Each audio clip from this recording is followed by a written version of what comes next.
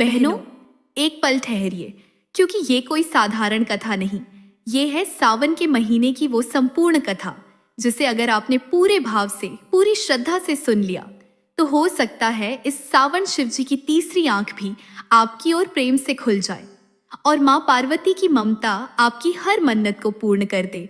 कहते हैं, जो बहन इस पूरी कथा को आरंभ से अंत तक प्रेम पूर्वक सुनती है, उसके जीवन की हर उलझन, हर पीड़ा भोलेनाथ की कृपा से स्वयं सुलझने लगती है। तो चलिए बहनों, मन को शांत करें, हाथ जोड़ें और इस अद्भुत सावन कथा की गोदी में उतर चलें, जहां शिव पार्वती का दिव्य प्रेम और व्रत की शक्ति आपकी आत्मा तक पहुंच जाएगी। बहनों, सावन का महीना केवल बादलों की गरज और हरियाली की चादर नहीं लाता। यह तो वह अनुपम कालखंड है जब शिव और शक्ति के प्रेम की वर्षा संपूर्ण सृष्टि पर होती है। जब प्रकृति स्वयं एक वधू सी सजकर अपनी हर पत्ती, हर पुष्प और हर बूंद से कहती है, हे भोलेनाथ, हे शिव शंकर, हे कैलाशपति, मैं आज तुम्हारे स्वागत को तैयार हूं। सावन केवल ऋतु नहीं, यह तो एक आत्मा की पुकार है परमात्मा की ओर। और इस पुकार में सबसे पहले जो आवाज उठती है वह होती है माँ पार्वती की, उस प्रथम देवी की जिन्होंने अपने संपूर्ण अस्तित्व को शिव में विलीन करने के लिए न केवल जन्मों तक प्रतीक्षा की, बल्कि इस सावन जैसे अनगिनत ऋतुओं में अग्नि, वर्षा, वायु, भूख और व्रत सबका तप स्वीकार किया। तो चलो बहनों, आज की इस कथा की शुरुआत करें उस क्षण से जब सृष्टि का आरंभ भी नहीं हुआ था। हाँ, हम उस समय की बात कर रहे हैं जब न समय था न दिशा, बस एक शून्य था और उस शून्य के मध्य स्थित थे केवल आदि पुरुष महादेव। जब न आकाश था न धरती, केवल शिव थे। कहते हैं ब्रह्मा, विष्णु और महेश ये त्रिदेव सृष्टि के संचालन के लिए उत्तरदायी हैं। परंतु इन त्रिदेवों से भी पूर्व जब कुछ भी नहीं था, तब केवल एक चेतना थी, शिव। वे न स्त्री थे न पुरुष, वे न आदि थे न अंत। वे एक मौन गहराई से भरा अस्तित्व थे जिनके भीतर शक्ति साक्षात समाहित थी। शिव उस ध्यान का नाम है जहां प्रेम, त्याग और तपस्या एक साथ सांस लेते हैं, और शक्ति अर्थात पार्वती वह ऊर्जा है जो इस ध्यान को अर्थ देती है। जब परम शिव ने सृष्टि की रचना का संकल्प लिया, तब उन्होंने अपने भीतर समाहित शक्ति को प्रकट किया। उसी क्षण शक्ति ने सती रूप में जन्म लिया। सती, जो स्वयं अविनाशी, अचल और अनन्य प्रेम की मूर्ति थी, उन्होंने अपनी तपस्या और भक्ति से शिव को प्राप्त करने का संकल्प लिया। परंतु प्रारंभ में सृष्टि ने उन्हें समझा नहीं। दक्ष प्रजापति, सती के पिता, उन्हें मात्र एक साधारण कन्या समझ बैठे और शिव को एक अघोरी, गोत्रहीन, असंस्कारी मानकर उनका अपमान कर बैठे। जब दक्ष ने विशाल यज्ञ का आयोजन किया और शिव को आमंत्रित नहीं किया, सती की आत्मा क्षुब्ध हुई। वो जानती थी कि यह अपमान केवल उनके पति का नहीं, बल्कि संपूर्ण तप का अपमान है। और तब यही कथा में आता है वो क्षण जिसे जानकर आज भी हर बहन की आंखें भीग जाती हैं। सती ने अग्निकुंड में प्रवेश कर आत्मदाह कर लिया, अपने प्रेम, आत्मसम्मान और शिव की मर्यादा के लिए। शिव विकराल हो उठे। उन्होंने वीरभद्र को उत्पन्न किया और संपूर्ण यज्ञ को भस्म कर दिया। परंतु फिर उन्होंने चुप्पी ओढ़ ली। उन्होंने सती के शव को कांधे पर लेकर संपूर्ण ब्रह्मांड में तांडव किया, ऐसा तांडव जिससे संपूर्ण जगत डगमगाने लगा।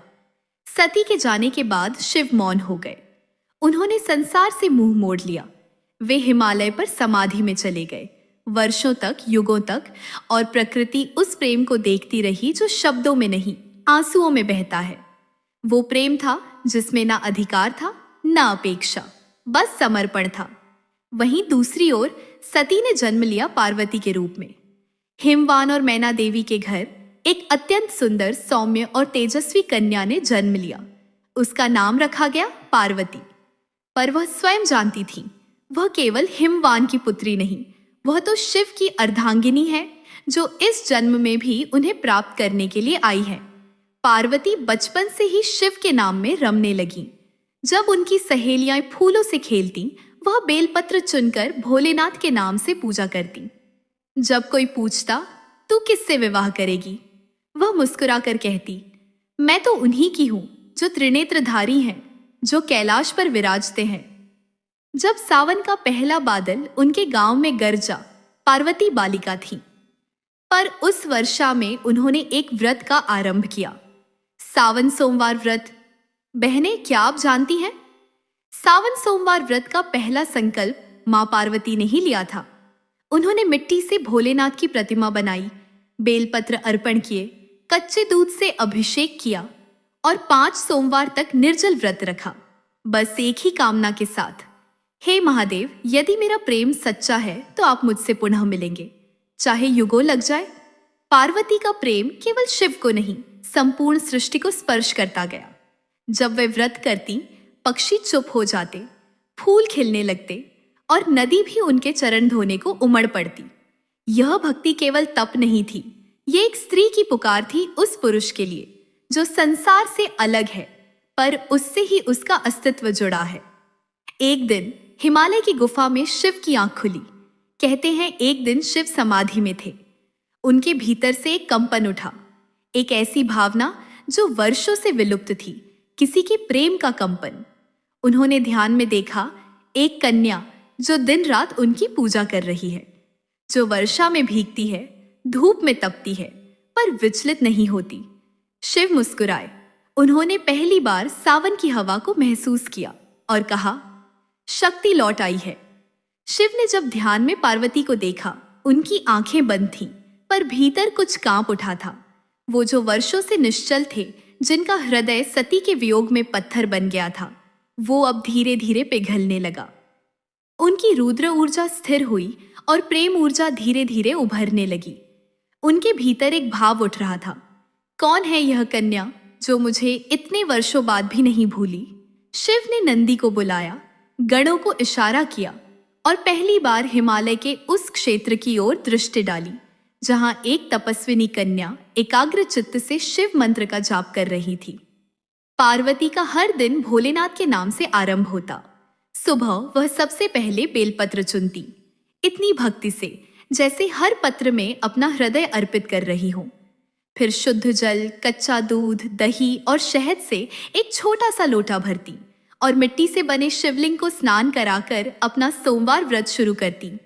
उनकी साधना इतनी सुंदर और समर्पित थी कि फूल अपने आप उनके चरणों में गिर जाते, गंगा की लहरें बहते हुए रुक जाती और स्वयं हिमालय की हवाएं शीतल हो जाती। उनके वस्त्र साधारण होते, भोजन न के बराबर और वाणी मौन। फिर भी उनकी आंखों में एक ज्वाला थी जो केवल एक स्त्री के प्रेम में हो सकती है, जो किसी को पाने के लिए अपने अस्तित्व तक को मिटाने को तैयार होती है। एक दिन सावन की घनघोर वर्षा हो रही थी, बिजली गरज रही थी, वृक्ष कांप रहे थे और घाटियां जल से भरने लगी थी। पर पार्वती, उस तेजस्विनी कन्या ने निर्जल व्रत का संकल्प लिया। वह हिम गुफा के सामने बैठी और शिव के ध्यान में तल्लीन हो गई। उनके चारों ओर पानी भर रहा था, हवा चीख रही थी, पर उनकी पलकें भी नहीं झपकी। शिव कैलाश पर ध्यान में थे, पर आज इस वर्षा में, इस सावन में उन्हें सती की याद नहीं आई, उन्हें गौरी दिखी।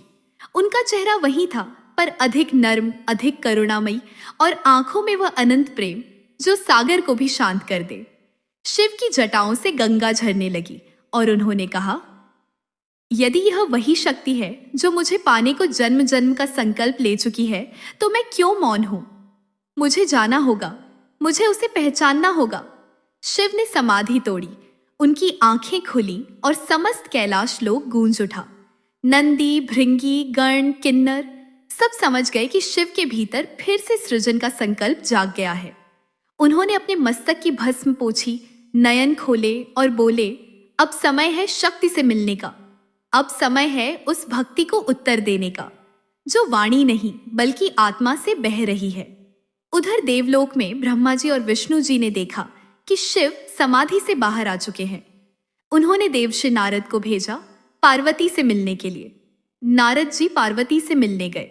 उन्होंने कन्या को देखकर हंसते हुए कहा, हे पार्वती, तुम तो हिमवान की पुत्री हो, राजकुमारी हो, फिर क्यों इस अघोरी योगी के लिए स्वयं को तप में झोंक रही हो? पार्वती मुस्कुरा उठी।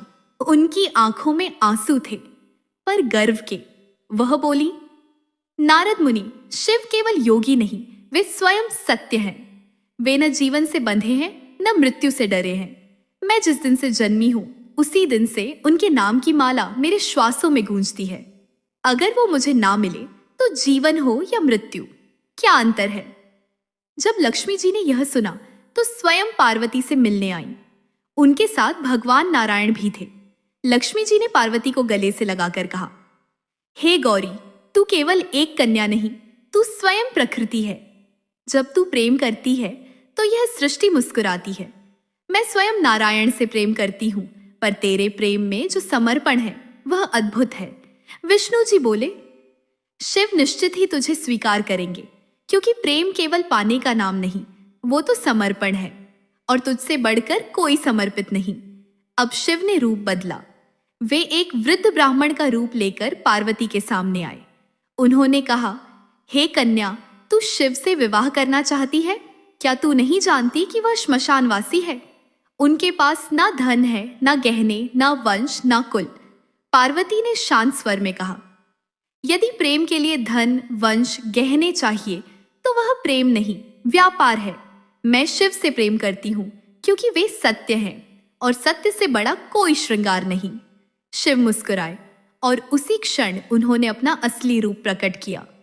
त्रिनेत्र, जटाएं, गंगा, चंद्र, नाग, डमरू और वह अद्भुत तेजस्विता।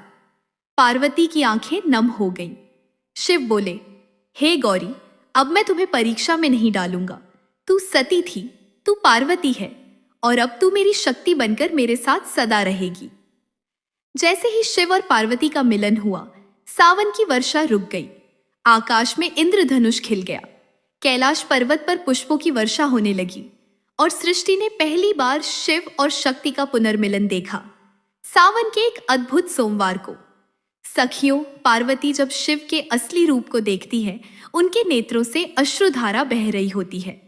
कई जन्मों की तपस्या, कई वर्षों की प्रतीक्षा, हर सावन की एक एक बूंद, आज जाकर पार्वती के जीवन की पूजा को स्वीकार्यता मिली थी। शिव कुछ नहीं कहते, वे बस पार्वती के हाथों को थाम लेते हैं, और यह वह स्पर्श होता है जहां सृष्टि का पहला मौन वचन जन्म लेता है। शब्द नहीं चाहिए पार्वती, तू मेरी सांसों में थी, मेरी जटाओं की उलझनों में थी, तू ही मेरी तंद्रा थी, तू ही मेरी तृष्णा। अब जब तू आई है तो मैं संपूर्ण हूं। पार्वती और शिव के इस पुनर्मिलन पर संपूर्ण त्रिलोक में उत्सव छा जाता है। ब्रह्मा, विष्णु, लक्ष्मी, नारायण सभी कैलाश पर आते हैं। देवगण, आर्षि, अप्सराएं, गंधर्व सब मंगलगान करते हैं।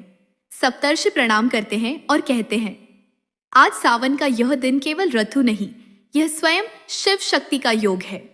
यह दिन आज से युगों तक स्त्रियों द्वारा व्रत के रूप में पूजित होगा। यही वह दिन है जब शिव ने प्रेम को पुनः अपनाया और पार्वती को संसार को भक्ति का आदर्श बनाया। अब कैलाश पर चलती हैं विवाह की तैयारियां। किन्नर शिव की बारात सजाते हैं। विष्णु जी पार्वती के कन्यादान कर्ता बनते हैं। लक्ष्मी माता विवाह मंडप सजाती हैं। नंदी और गण विवाह का संगीत गाते हैं। शिव स्वयं बेलपत्र और त्रिपुंड से मंडप को अलंकृत करते हैं। और सावन की वर्षा, वो तो मानो प्रेम के आशीर्वाद में झूम रही होती है। हर वृक्ष, हर पत्ता, हर पुष्प जय शिव शक्ति का जप कर रहा होता है। रात की चांदनी में शिव और पार्वती एक साथ बैठते हैं। चारों ओर दीप जले हुए हैं। कैलाश पर सजीवता है, पर भीतर एक शांत प्रेम। पार्वती पूछती है, स्वामी, क्या आपने कभी मुझे चाहा था जब मैं वर्षों तक तप में लगी रही? शिव मुस्कुराकर उत्तर देते हैं, पार्वती, तुम जब जंगल में तप कर रही थी, मैं हर वृक्ष की छाया में था। जब तुम वर्षा में भीग रही थी, मैं हर बूंद में था। जब तुम निर्जल उपवास करती थी, मैं तुम्हारे भीतर बैठा तुम्हारा संकल्प पीता था। तुम मुझे पाना नहीं चाहती थी, तुम मुझे पहचान रही थी, और अब मैं तुम्हारा हूं। तभी आकाश से एक वाणी होती है, आज से सावन का प्रत्येक सोमवार स्त्रियां शिव के लिए व्रत रखेंगी और पार्वती जैसा प्रेम पाना चाहेंगी। जो स्त्री श्रद्धा से यह व्रत रखेगी, वह पार्वती के समान सौभाग्यशाली होगी। जो पुरुष इस व्रत में सच्चे प्रेम से शिव का ध्यान करेगा, उसे अपने जीवन की शक्ति मिलेगी, और उसी दिन 16 सोमवार व्रत की परंपरा जन्म लेती है। शिव के संग परिणय सूत्र में बंधने के बाद भी सावन का अगला सोमवार आया। पार्वती ने फिर व्रत किया। शिव ने पूछा, अब भी? पार्वती ने कहा, व्रत केवल पाने के लिए नहीं होता, यह निभाने के लिए भी होता है। अब मैं तुम्हें अपने भीतर बनाए रखने का व्रत रखूंगी, ताकि तुम्हें कभी मेरे बाहर ढूंढना ना पड़े। शिव मौन हो गए। उन्होंने पार्वती के चरणों में पुष्प चढ़ाए और कहा, अब मैं स्वयं तुम में वास करूंगा और तुम्हारे प्रत्येक रूप की पूजा पृथ्वी पर होगी। एक दिन लक्ष्मी और नारायण भी कैलाश आए। वहां पर बैठकर शिव पार्वती और लक्ष्मी नारायण के बीच अद्भुत संवाद हुआ। प्रेम, त्याग, स्त्री की गरिमा, पुरुष का कर्तव्य, इन सब विषयों पर चर्चा हुई। लक्ष्मी बोली, प्रेम में सबसे कठिन कार्य है प्रतीक्षा, और पार्वती ने वह भी की। पार्वती ने उत्तर दिया, प्रेम में सबसे सुंदर कार्य है मौन समर्पण, और लक्ष्मी, वह तुम्हारा गुण है। विष्णु और शिव ने एक दूसरे को देखा और कहा, जिनके साथ शक्ति है वही सच्चा भगवान है। कैलाश पर एक बार पार्वती ने पूछा, स्वामी, सावन का यह व्रत इतना पवित्र क्यों है? शिव बोले, क्योंकि इस मास में प्रकृति स्वयं भक्ति करती है। वर्षा उसकी आंसू है, हरियाली उसकी श्रद्धा है। जब प्रकृति शिव को भजती है, तब मनुष्य को भी अवसर मिलता है मेरे निकट आने का। और तब से आज तक, आज भी जब सावन की पहली फुहार गिरती है, तो हर स्त्री के मन में पार्वती जगती है। हर पेड़ पर बेलपत्र उगता है और हर मंदिर में शंख बजता है, क्योंकि यह महीना नहीं, पार्वती के समर्पण, शिव के स्वीकार और प्रेम की पुनः प्राप्ति का उत्सव है। कैलाश पर्वत की गोद में सावन की रिमझिम बूंदों ने जब धरती को भिगोना शुरू किया, तब वहां की हवाओं में एक अजीब सी शांति और माधुर्य भर गया। गंगा की कलकल ध्वनि मंद पड़ गई थी, मानो शिव पार्वती के प्रेम की कथा सुनने के लिए स्वयं वह भी स्थिर हो गई हो। मंदार पर्वत की गुफाओं में हर तरफ से बस एक ही स्वर गूंजता था, हर हर महादेव। पार्वती माँ शिव के समीप बैठी थीं और उनके हाथों में बेलपत्र की थाली थी। वह थाली बहुत सुंदर थी। उसमें बेलपत्र, दूध, शहद, अक्षत, सफेद चंदन और छोटे छोटे पुष्प थे, जो स्वयं प्रकृति ने उनके चरणों में समर्पित कर दिए थे। पार्वती बोली, स्वामी, ये सावन मास मुझे इतना प्रिय क्यों लगता है? इसका कारण क्या है? महादेव मुस्कुराए। वह मुस्कान न सिर्फ पार्वती को, बल्कि सृष्टि के हर अंश को भीतर तक छू गई। शिव बोले, उमा प्रिय, सावन सिर्फ ऋतु नहीं, ये तो हमारी मिलन लीला का प्रतीक है। जब जब यह मास आता है, हर भक्त अपने भीतर हम दोनों की कथा को अनुभव करता है। तुमने मुझसे 108 जन्मों की तपस्या के बाद विवाह पाया, और हर सावन वह प्रेम फिर से जी उठता है। पार्वती की आंखें भर आईं, पर वह आंसू दुख के नहीं, बल्कि संपूर्णता के थे। बहनों, एक दिन पार्वती जी ने शिव से कहा, नाथ, क्यों न हम सावन मास के इन दिनों में अपने भक्तों को कुछ विशेष कृपा प्रदान करें। जो तुम्हारा नाम ले, मैं उसकी रक्षा करूं।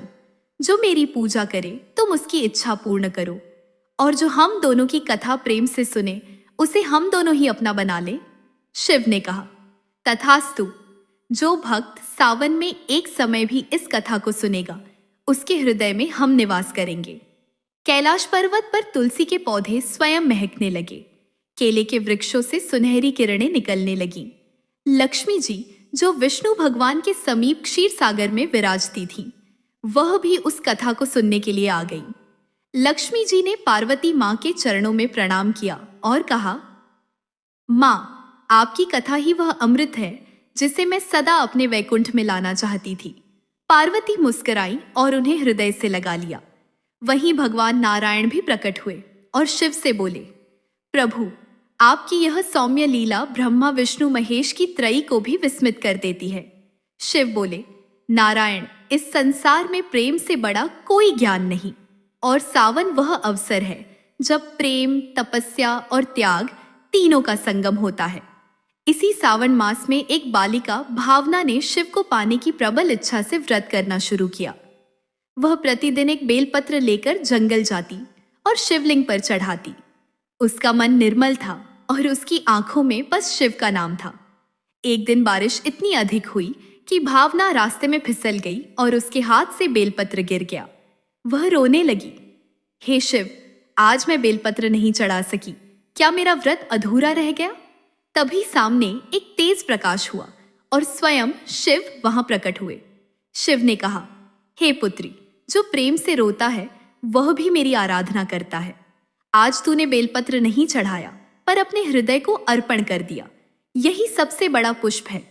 उस दिन से भावना को भक्त राजा की उपाधि मिली और उसने एक कन्या के रूप में संपूर्ण गांव को भक्ति का मार्ग दिखाया। बहनों, सावन के दिनों में पार्वती की सखियां विजया, जया, मंजरी और कल्याणी सब कैलाश पर उपस्थित थीं। वे सब शिव पार्वती के प्रेम की लीला गा रही थीं। कोई झूला डाल रही थी, कोई मेहंदी रच रही थी और कोई बेलपत्रों की माला बना रही थी। उसी समय पार्वती जी बोली, हे सखियों, आज हम झूला झूलेंगे और शिव को सावन का राग सुनाएंगे। शिव सन्यासी रूप में खड़े थे, किंतु उस दिन उन्होंने गले में माला डाली, भस्म को साफ किया और रुद्रवंशी पर राग में एक मल्हार बजाना शुरू किया। हर दिशा में बांसुरी की धुन फैल गई और तब सृष्टि की हर स्त्री, चाहे वह गृहिणी हो या साध्वी, उसने शिव को अपना आराध्य मान लिया। वहीं से कथा में प्रवेश लेते हैं श्रीहरि और लक्ष्मी माता। लक्ष्मी बोली, प्रभु, मुझे अब सावन में आपके साथ शिव पार्वती की लीला का साक्षी बनना है। नारायण मुस्कुराए, लक्ष्मी, सावन में भक्ति का रूप स्त्री स्वरूप होता है और इस लीला को हर नारी जब सुनेगी तब उसमें पार्वती का अंश जागृत होगा। सखियों, सावन की रिमझिम फुहारों से कैलाश में फिर एक नई चेतना भर गई थी। पार्वती जी ने अपने करकमलों से शिवजी के जटाओं में गंगा जल चढ़ाया। वह जल मानो केवल जल नहीं था, वह उनके मन की आस्था, वर्षों की तपस्या और सृष्टि को संजोने का भाव था। शिवजी ने मन स्मित से उनकी ओर देखा। उमा, उन्होंने कहा, क्या तुम्हें याद है जब तुमने पहली बार मुझसे मिलने की प्रार्थना की थी तो तुम्हारा मन भी सावन के बादलों की तरह भारी था? पार्वती जी मुस्कुरा उठी। स्वामी, तब मेरी आंखों में केवल एक ही आकांक्षा थी, आपको पाना। अब जब आप मेरे साथ हैं, हर सावन में मैं यही चाहती हूं कि आपकी भक्ति से हर स्त्री का जीवन भी पूर्ण हो जाए। उस क्षण लक्ष्मी जी भी प्रकट हुई। उन्होंने कमल की माला से पार्वती जी को अलंकृत किया और बोली, बहन, जब कोई स्त्री प्रेम, समर्पण और तप के मार्ग पर चलती है तो वह स्वयं लक्ष्मी बन जाती है। शिव जी बोले, इसीलिए सावन का हर सोमवार नारी शक्ति को समर्पित है।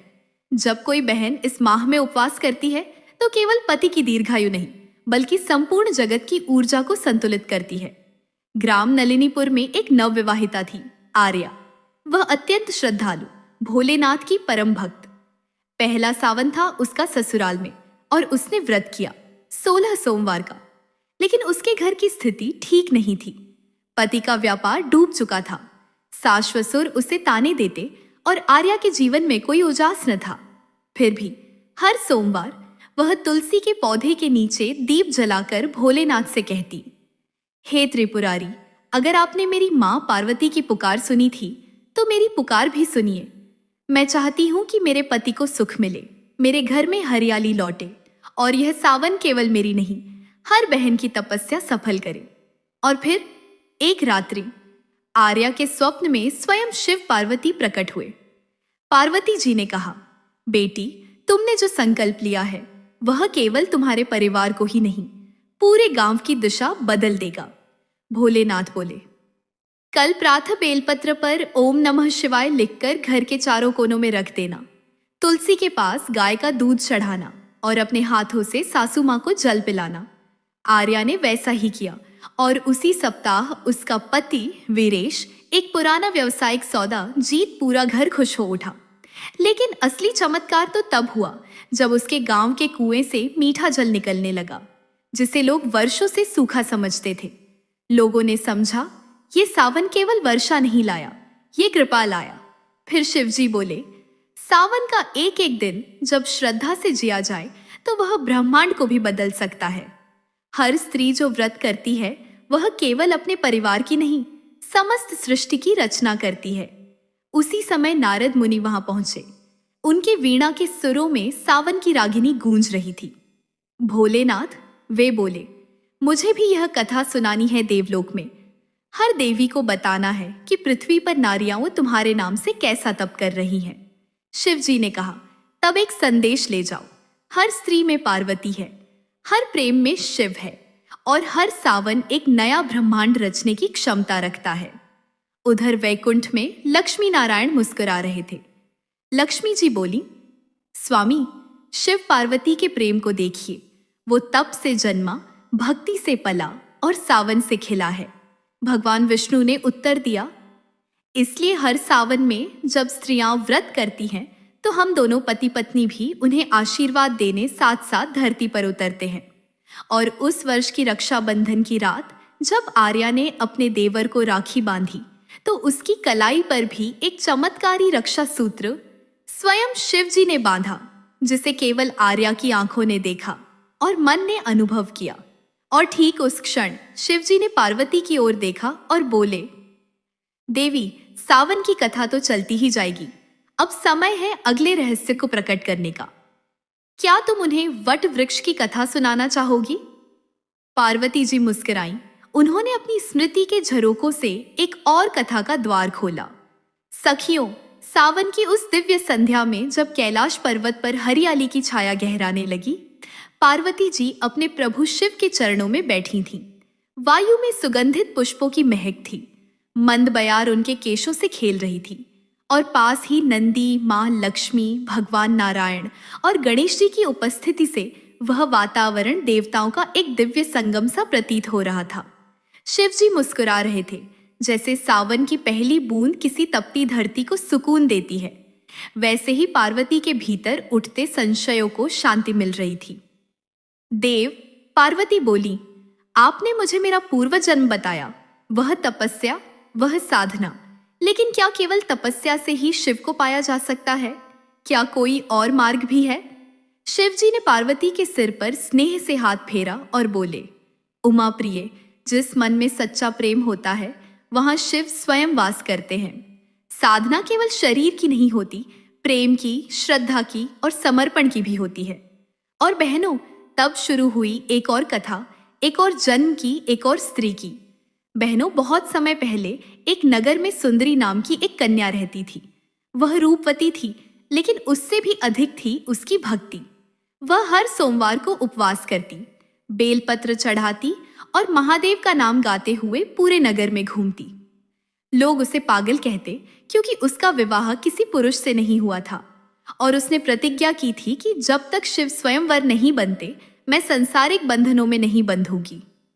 उसकी भक्ति इतनी प्रखर थी कि स्वयं मां लक्ष्मी ने विष्णु जी से कहा, स्वामी, देखिए तो, यह कन्या इस जीवन में ही शिव को पा जाएगी। क्या हमें इसकी परीक्षा नहीं लेनी चाहिए? विष्णु मुस्कुराए और बोले, परीक्षा नहीं, पारख ही दृष्टि रखनी चाहिए। यह सच्चा प्रेम है, परीक्षा की वस्तु नहीं। और तभी नारद मुनि को भेजा गया सुंदरी की भक्ति को मार्गदर्शन देने। नारद जी उसके पास गए और बोले, बेटी, तुम शिव की भक्ति करती हो, परंतु क्या शिव तुम्हें स्वीकार करेंगे? वह तो वैरागी है, श्मशानवासी है। तुम गृहस्थ जीवन चाहती हो या उनका? सुंदरी बोली, मैं तो वही जीवन चाहती हूँ जहाँ शिव हो, चाहे वह श्मशान हो या हिमालय। जहाँ वो है वही मेरा संसार है। यह सुनकर नारद मुस्कुराए और वापस लौटकर उन्होंने शिव जी को सब बताया।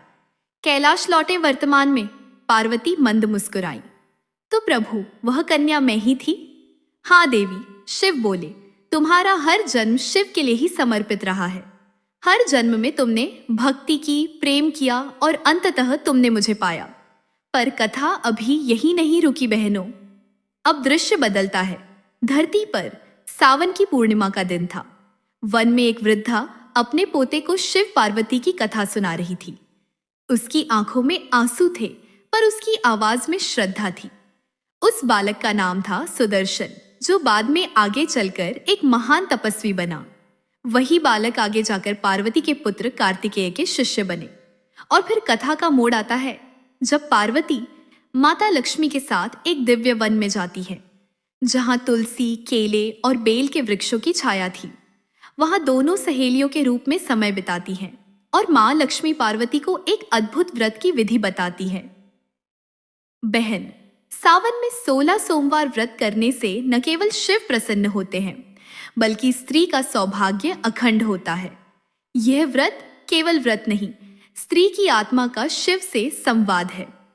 पार्वती यह व्रत करती है और स्वयं उनके समक्ष शिव पुनः एक वर के रूप में प्रकट होते हैं।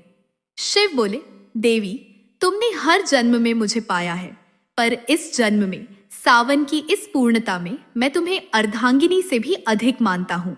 तुम मेरी शक्ति हो, मेरी चेतना हो और मेरे अस्तित्व का साकार रूप हो। उस दिन कैलाश में स्वर्गिक वर्षा होती है। लक्ष्मी नारायण, ब्रह्मा, सरस्वती, गणेश और कार्तिकेय सभी उस पावन मिलन के साक्षी बनते हैं और तब मां पार्वती के मुख से वह अमृतमय वाक्य निकलता है, हर स्त्री में पार्वती है और हर प्रेम में शिव। सावन न केवल वर्षा का मास है, यह आत्मा के शिव से मिलन का मास है। और जब हिमालय की उस शीतल गुफा में पार्वती जी के नेत्रों से सावन की हरियाली के रंग टपकने लगे, तब शिव शंभू ने मंद मुस्कान से उनकी ओर देखा और बोले, देवी, इस संसार में तुम ही वह शक्ति हो जो प्रत्येक ऋतु को भाव देती हो, पर सावन, यह तो तुम्हारे अंतर्मन का प्रतिरूप है। हर बादल में तुम्हारे मन की व्याकुलता है, हर बूंद में तुम्हारी तपस्या की ध्वनि।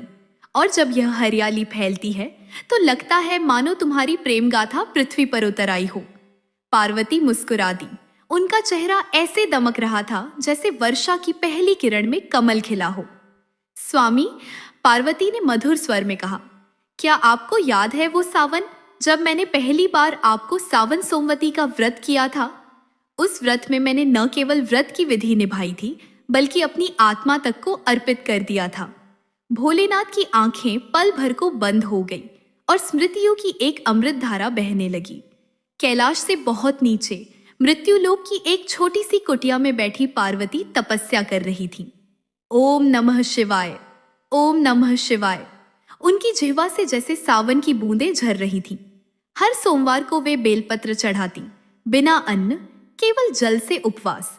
वृक्षों की छाया में बैठकर मिट्टी से बनी शिवलिंग की पूजा करती और हर बार जब वर्षा की एक बूंद उनकी काया को छूती तो वे यही कहती, हे महादेव, मेरी यह पूजा तब तक अधूरी है जब तक आप स्वयं आकर इसे स्वीकार न करें।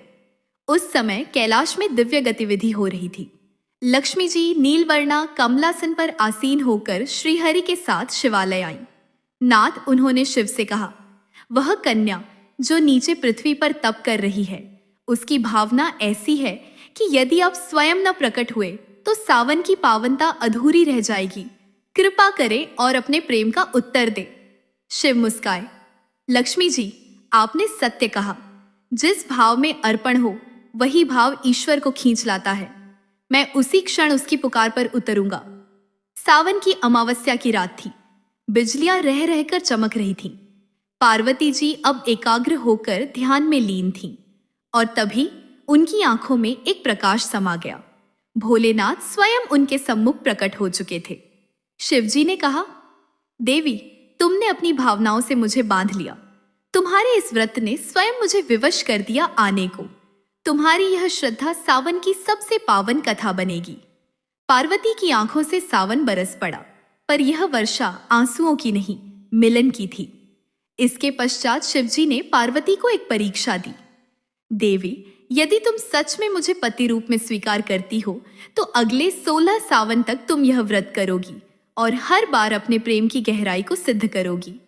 पार्वती ने न झिझक कर कहा, प्रभु, एक नहीं, अनंत जन्मों तक भी मुझे यह व्रत करना पड़े तो भी मैं करूंगी, क्योंकि मेरे लिए यह केवल व्रत नहीं, यह तो मेरे प्राणों की शपथ है। तभी आकाश से एक तेज प्रकाश हुआ। लक्ष्मी नारायण स्वयं प्रकट हुए और बोले, पार्वती, तुम्हारे इस प्रेम से हम स्वयं प्रभावित हैं। जो भी स्त्री तुम्हारे इस व्रत को सावन में श्रद्धा से करेगी, उसे न केवल पति की लंबी आयु बल्कि अखंड सौभाग्य और लक्ष्मी की कृपा भी प्राप्त होगी। 16वें सावन की पूर्णिमा को शिव और पार्वती ने एक बार फिर नई प्रतिज्ञा के साथ एक दूसरे को अर्पित किया। इस बार केवल कैलाश नहीं, हमारा प्रेम अब हर नदी, हर पेड़, हर वर्षा बूंद में बहेगा। सावन न केवल व्रत का महीना होगा, बल्कि यह होगा शिव पार्वती के मिलन का उत्सव। भोलेनाथ ने अंत में यह कहा, जो स्त्री इस कथा को सावन में श्रवण करती है, उसके जीवन में न केवल प्रेम की अनुभूति होगी, बल्कि उसका मन भी शिव जैसा शांत और सौम्य बन जाएगा। पार्वती ने मुस्कुराकर बहनों की ओर देखा। बहनों, सावन केवल एक ऋतु नहीं, यह तो एक तपस्या है, एक मिलन है, एक स्त्री के प्रेम की पराकाष्ठा है। शिवजी की बातें सुनकर पार्वती माँ की आंखों में प्रेम के अश्रु छलक आए।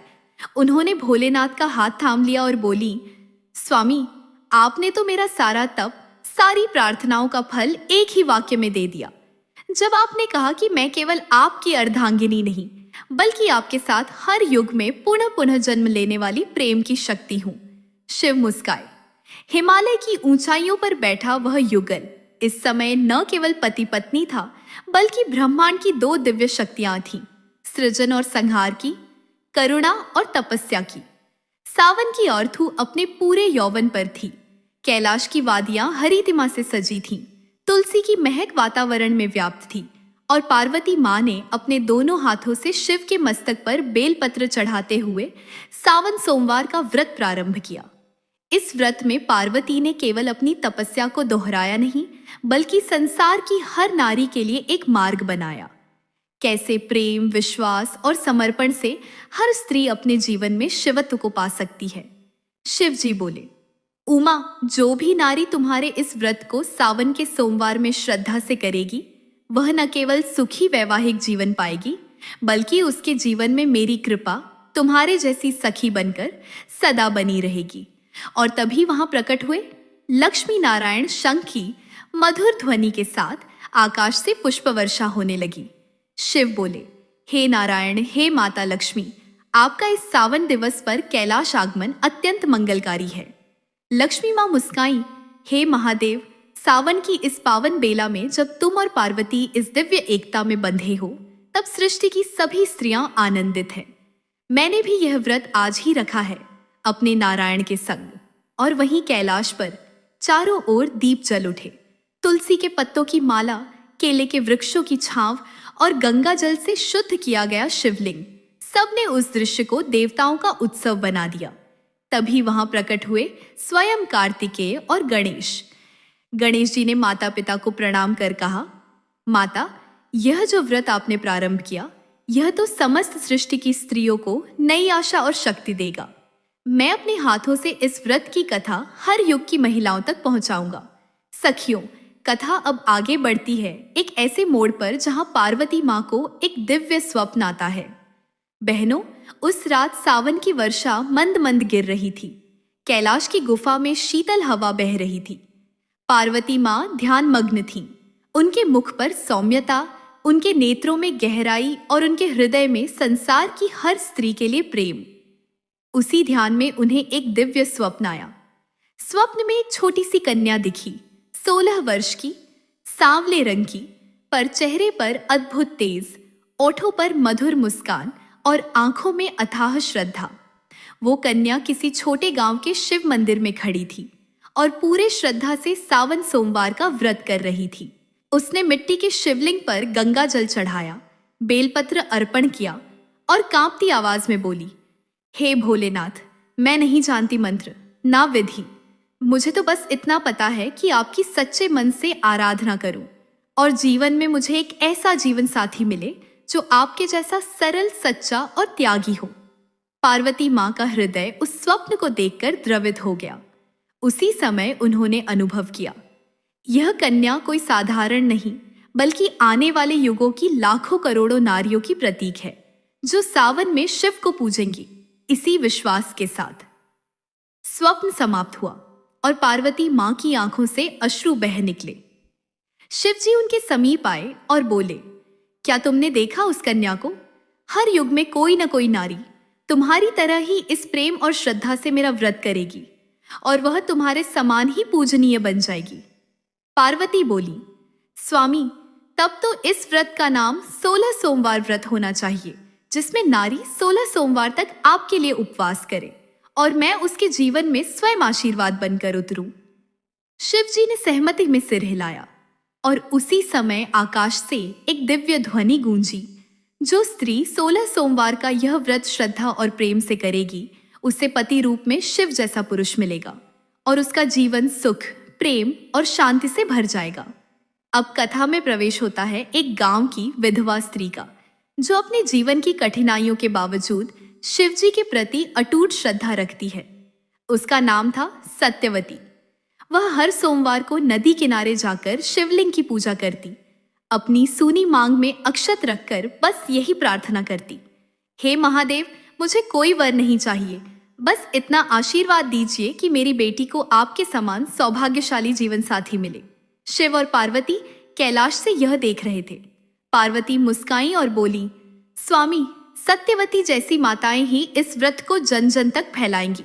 शिव बोले, और तब मेरा व्रत केवल तप नहीं, बल्कि मातृत्व, प्रेम और विश्वास का उत्सव बन जाएगा। सत्यवती की पुत्री आर्या एक तेजस्वी सादगी भरी कन्या थी। उसके मन में न कोई स्वप्निल राजकुमार था, न कोई ऐश्वर्य की लालसा, बस भोलेनाथ की छवि ही थी उसके हृदय में। माँ सत्यवती उसे हर सोमवार तड़के उठाकर नदी किनारे ले जाती, जहां मिट्टी से शिवलिंग बनाकर वे माँ बेटी मिलकर पूजा करती।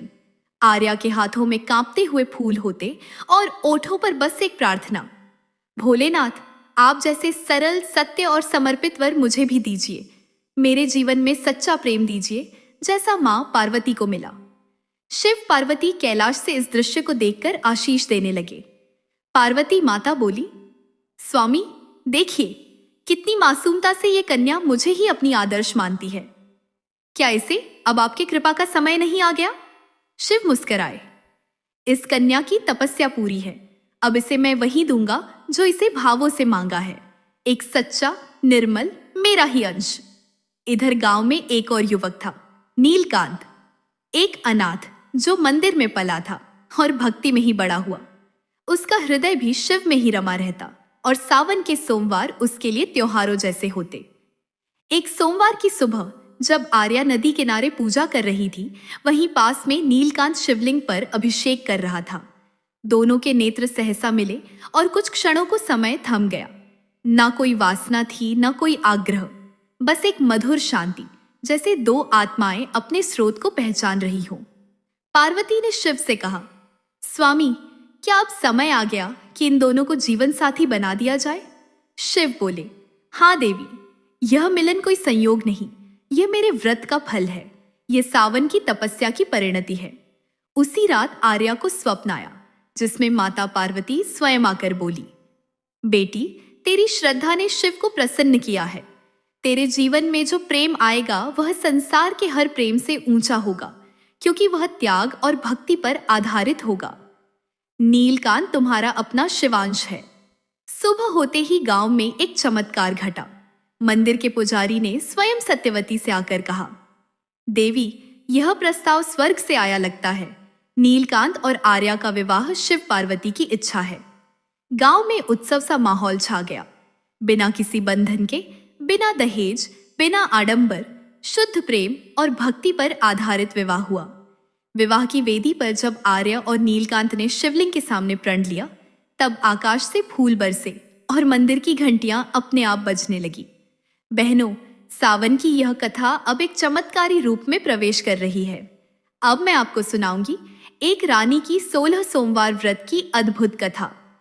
सखियों, राजधानी के उत्तर दिशा में स्थित एक समृद्ध राज्य था, जहां की महारानी प्रियदर्शनी वर्षों से संतान की प्राप्ति के लिए तरस रही थी।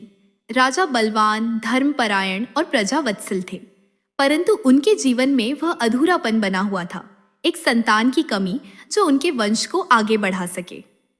महारानी प्रतिदिन मंदिर जाती, संतों से आशीर्वाद लेती, यज्ञ हवन करवाती, किंतु गर्भ में कभी कोई संतान ना ठहरती।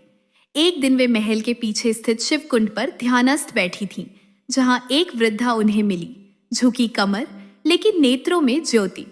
वृद्धा मुस्कुराकर बोली, माता, क्या तुम जानती हो कि सावन मास चल रहा है और सावन में जो स्त्री 16 सोमवार का व्रत करती है, उसे शिव जी स्वयं वरदान देते हैं। तुम्हें भी यही व्रत करना चाहिए। महारानी ने श्रद्धा से वृद्धा के चरण पकड़े और कहा, माता, कृपा करिए, मुझे इस व्रत की विधि बताइए।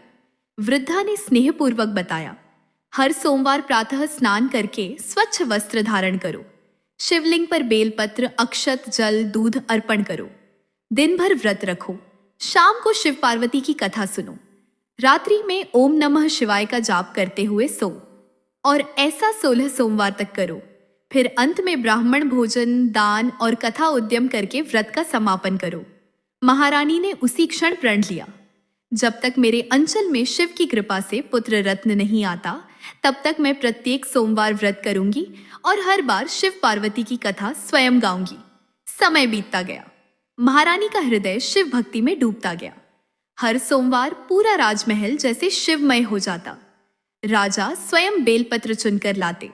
राजकुमार की इच्छा अब उनके लिए कोई याचना नहीं, बल्कि एक भक्ति का रूप बन चुकी थी। और 16वें सोमवार की रात्रि शिव पार्वती उनके स्वप्न में आए। शिव जी बोले, प्रिय दर्शिनी, तुम्हारा व्रत सफल हुआ। पार्वती ने तुम्हारे गर्भ में अपने अंश से जीवन डाला है। जो पुत्र जन्म लेगा वह धर्म, न्याय और प्रेम का प्रतीक होगा। सुबह होते ही पूरा महल दीपों से सज गया। महारानी के गर्भ में चमत्कार घट चुका था। 9 माह बाद एक तेजस्वी पुत्र ने जन्म लिया, जिसके मुख पर ऐसी आभा थी कि स्वयं पंडितों ने कहा, यह शिव का अंश है, एक अवतारी पुत्र। उस दिन से पूरे राज्य में 16 सोमवार व्रत की धूम मच गई। हर स्त्री ने इसे अपनाया। हर घर में प्रेम, समृद्धि और संतुलन आने लगा। बहनों, अब कथा आगे बढ़ती है एक साधारण लेकिन श्रद्धावान किसान की ओर, जिसका नाम था धर्मू। एक छोटा सा गांव था। चारों ओर सूखी धरती, फटती दरारें और जल की एक बूंद के लिए तरसते खेत।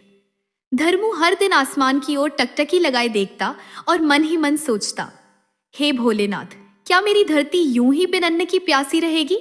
उसके गांव में सावन की पहली सोमवार का दिन था। गांव की औरतें शिव मंदिर में व्रत कर रही थीं, बेलपत्र चढ़ा रही थीं। वहीं धर्मू किनारे बैठा आंखें मूंद कर शिव का नाम ले रहा था। उसी समय एक वृद्ध महात्मा वहां आए। उनकी जटाओं में गंगा जल की बूंदें थीं और नेत्रों में कृपा। उन्होंने धर्मू से कहा, बेटा, क्यों दुखी है तू? धर्मू बोला, बाबा, खेत सूख गए हैं, पशु मरने लगे हैं, सावन भी रूठा है। मैं गरीब सही, पर भोलेनाथ को हरियाली में देखना चाहता हूं। बाबा मुस्कुराए और बोले, तो 16 सोमवार का व्रत कर। शिव तो ऐसे दयालु हैं कि तुझसे प्रेम करेंगे, खुद आएंगे तेरे खेतों में सावन बरसाने। तेरी भक्ति यदि सच्ची हो तो धरती स्वयं आशीर्वाद बन जाएगी। धर्मू ने उसी पल प्रण लिया। प्रत्येक सोमवार वह शिव मंदिर की मिट्टी से शिवलिंग बनाता, उसे बेलपत्र, जल और अपने श्रम से चढ़ाता। उसके पास द्रव्य न था तो वह भूखा ही व्रत करता, पर हर बार ओम नमः शिवाय का जाप करता हुआ खेत में सो जाता। धीरे धीरे उसके चारों ओर हरियाली दिखने लगी। जहां पड़ोसी किसान की भूमि भूरी और सूखी थी, वहीं धर्मू के खेत में छोटे छोटे अंकुर निकलने लगे। गांव वाले आश्चर्य में थे, धरती यहाँ कैसे भीग रही है? 16वें सोमवार की रात धर्मू के स्वप्न में महादेव और मां पार्वती आए। शिवजी बोले, धर्मू, तूने जो सच्ची भक्ति की वह हमारी आत्मा तक पहुंची। तेरे खेत अब हर सावन में सबसे पहले हरे होंगे। तेरे गांव में सूखा कभी नहीं पड़ेगा। तेरी भक्ति ने बादलों को बांध दिया है। सुबह हुई, धर्मू के खेत में काले बादल मंडराने लगे। बिजली चमकी और पहली बार वर्षा हुई। ऐसी वर्षा कि पूरे गांव ने आनंद से नृत्य किया। धरती हरी हुई, नदी भरी हुई, पशु आनंदित हुए और धर्मू की झोपड़ी में ओम नमः शिवाय की ध्वनि गूंजती रही। बहनों, देखा आपने, 16 सोमवार व्रत केवल मनोकामना का ही नहीं, बल्कि जीवन को हरियाली और आत्मा को शिवमय करने का उपाय है। हर उस व्यक्ति को चमत्कार मिला जिसने इसे श्रद्धा और प्रेम से निभाया। बहनों, जैसे सावन की फुहारें धरती को भिगोकर विदा लेती हैं, वैसे ही अब ये शिव पार्वती की प्रेममयी कथा भी पूर्ण हो रही है। इस कथा में था श्रद्धा का संकल्प, व्रत का बल और शिव शक्ति का अमर प्रेम। अगर इसने आपके दिल को छुआ हो तो इसे अपनी हर सखी तक जरूर पहुंचाइए, क्योंकि ये सिर्फ कथा नहीं, भोलेनाथ की कृपा की बूंदें हैं। हर सावन आए, शिव कृपा लाए, हर बहन को मिले पार्वती सा प्रेम। और हाँ, अगर अगली कथा भी मेरी आवाज में सुननी हो तो हमारे चैनल से जुड़ जाइए, क्योंकि हर कथा में छुपी है कोई विशेष कृपा। धन्यवाद।